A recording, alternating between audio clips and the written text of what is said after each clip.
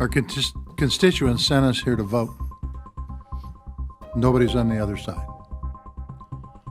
I hear on the floor every day, Republicans get up and talk about inflation. And by the way, inflation is very important and we need to get our arms around it. But what group is out there to deal with market forces any better than the Fed? There is none. Yet they don't show up to vote. I think we should have the vote today regardless, just to prove to the constituents of these folks' states that they're not showing up. They're not showing up to do their constitutional duty that they were elected to do. And what is further rich in this situation is the number of nominees that came before us in the previous administration that were not qualified. But they showed up to vote for them.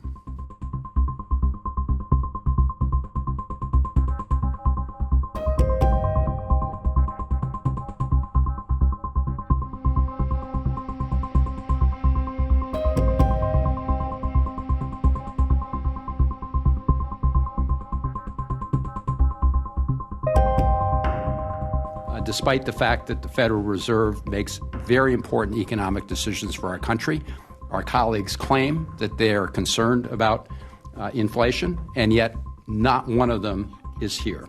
I would just close, Mr. Chairman, by pointing out that about a year ago, we had a very important vote in the Senate for our economy.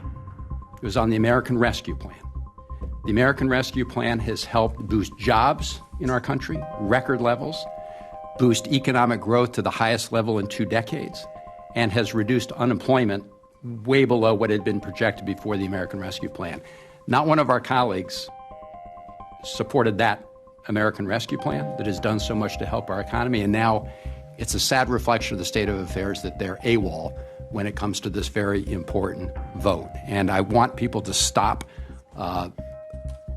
attacking Sarah Bloom Raskin on you can have legitimate differences, and as you said, go ahead and vote, yes or no. But don't refuse to show up at this very important time for very important nominations. We call it global climate change, and it is, but it affects each of us no matter where we live, in your city, your town, or your farm. Climate change is having its effect. The more people we are on the planet, the less resources there are for each of us. In my lifetime, we've eradicated 2/3 of wildlife on planet Earth. Almost like a mind-boggling scale of loss of life. The Colorado River is drying up. We use and discard so much plastic into the world that it finds its way into our food chain. Joshua Tree National Park. In the next century, all of this could disappear. Sounds grim? Well, it kind of is.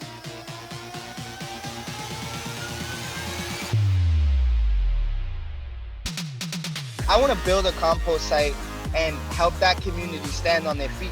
That's what Compost Power is about. It's about just giving the power to the people. I think really we are in the situation that Noah was in. And the question now is, what can we save? How else can I give back? How else can I make my energy matter? We as tribal people, we're very dedicated to our homeland.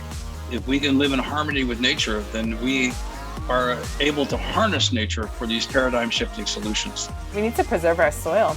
I mean, the good news is we can build it. Only what you love would you protect, and only what you learn about can you come to love.